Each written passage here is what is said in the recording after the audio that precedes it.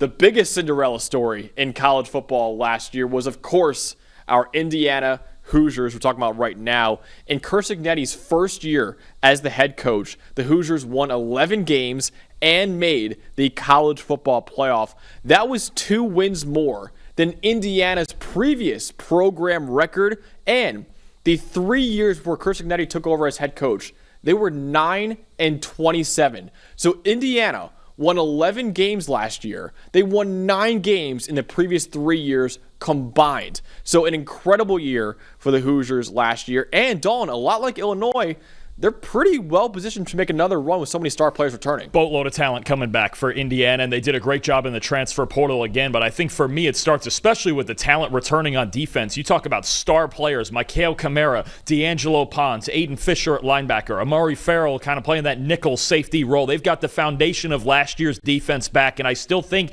even though they scored a boatload of points with Curtis Rourke in the backs and Elijah Sarratt and everything they had going on offense, they were an explosive offense. I really think this defense got really underrated last year, especially with all the star talent that they have. So that's what I'm looking at. I think this defense, especially, and all the returning talent, is the foundation of success for this team this year, and they just need some of the newer offensive pieces to gel in. And I know they had a lighter schedule last year, but Indiana had the best defense in the country in terms of EPA per play. So they had the most efficient defense in America last year, the second most efficient offense in the country, too. Just really impressive all around. Their run defense in particular was just outstanding. Yeah. I mean, even in the playoff game against Notre Dame, they gave up, obviously, the 198-yard touchdown to Jeremiah Love. But outside of that, they were even lights out in run defense against Notre Dame, against Ohio State. If you were going to beat this Indiana team, you really had to get over the top on them, and even that's not easy. You mentioned before the star power. Indiana had 4 players that made the top 10 of my positional rankings. That's tied for 5th among all schools in the country. You mentioned Mikael Kamara right there, D'Angelo Ponce, Elijah Sarratt, top 5 receiver in the country for me, and Carter Smith, their left tackle, was a top 10 offensive tackle in the country in my book, too.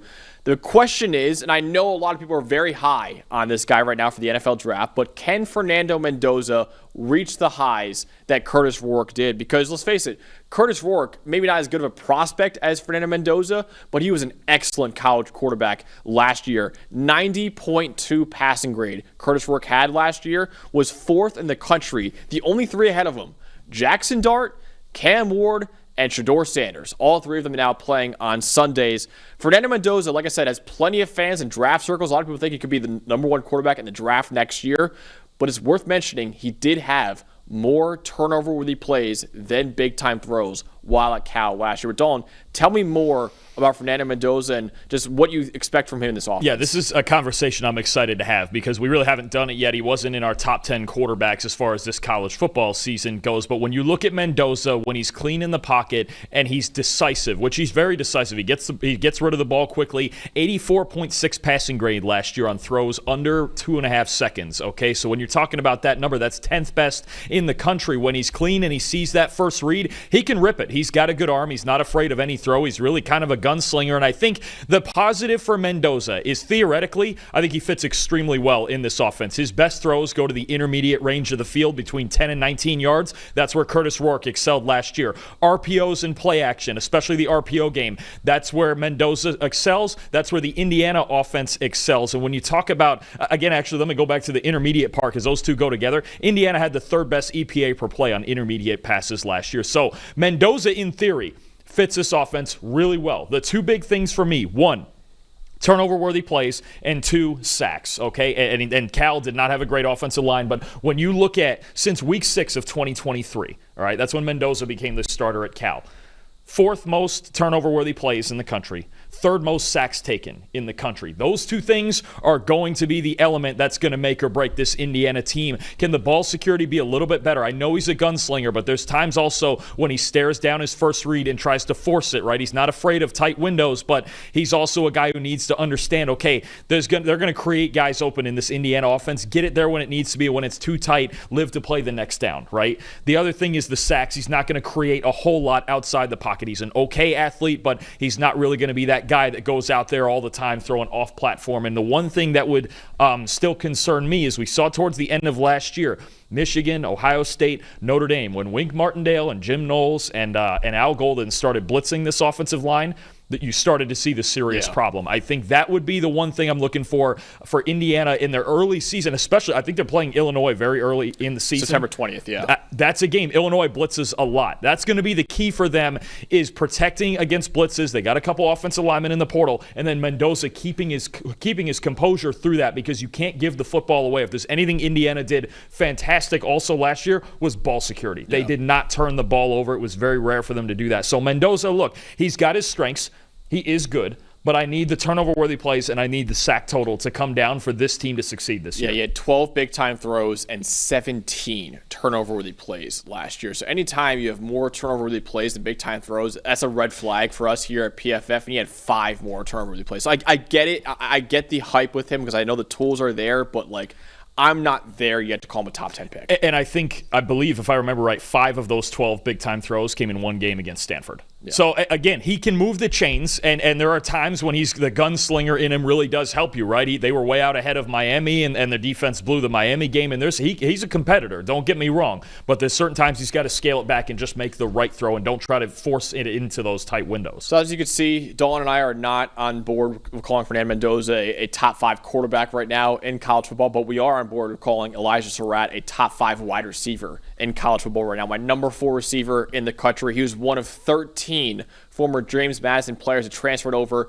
with Curt Cignetti to Indiana, and he was incredibly productive despite the jump up in competition level. Only Jeremiah Smith and Jordan Tyson had more receiving yards last year than Elijah Sarratt among returning Power 4 receivers. He had 957 receiving yards last year. 16 contested catches were tied for the 7th most among all Power 4 receivers last year, too. Over the last 2 years, he's a 90.3 PFF grade that leads all returning FBS wideouts, and over 2,100 receiving yards over the last 2 years. Again, the most among returning FBS wideouts. Over 400 more than anyone else in the country. He's excellent at boxing out defenders with his 6'2" size. Very strong hands right now. A very underrated player, Dalton, and in my opinion, a top 5 receiver in the country. Absolutely. And look, you got one underrated player there in Sarratt that came over with Curt Cignetti from James Madison out there on the offense. I've got one on defense, several on defense, but D'Angelo Pons for me on defense is the star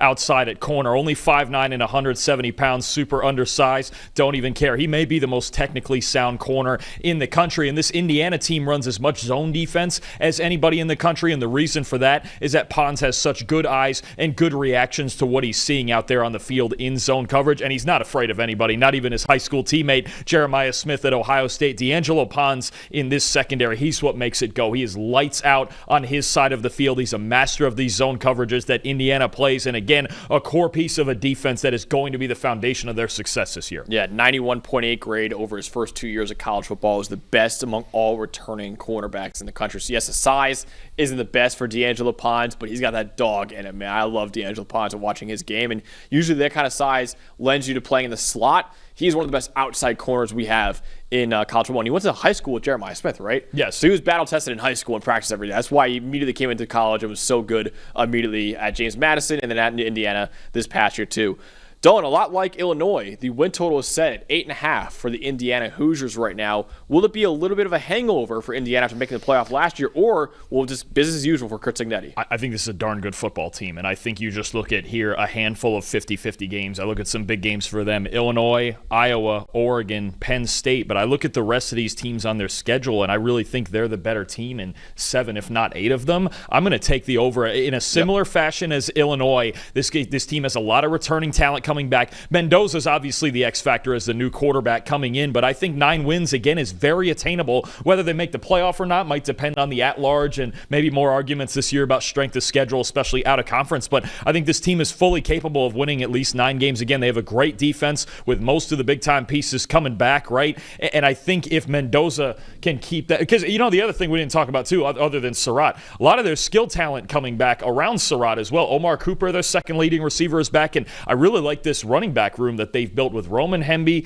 and Lee Beebe transferring in from UAB, and Kalen Black, who's back from last year. They've got 3 solid backs they can rely on who are all really physical. I think this team's loaded with talent. I think at least 9 wins should be the expectation. I'm with you. I'm taking the over on Indiana, too. I think this is another potential playoff team, which is crazy considering a program like Indiana has kind of been down in the dumps for a long time and could have back-to-back college football playoff appearances. I think it's certainly possible next year. Now, it might take a win over Oregon or Penn State for that to happen, but I think at least 9-3 should be expected for Indiana, which if that's the minimum for Indiana at this point right now, that's an incredible job for Curt Cignetti. I think right now he's a top 10 coach in the country. I should put up my rankings for the top 10 coaches in college football. I Curt Cignetti number 10 on that list because of just what he did at James Madison and then what he did at Indiana. So impressed by him, and they're just humming along right now. And just how he utilized the transfer portal is outstanding. That's how you build a program, rebuild it overnight, is the transfer portal.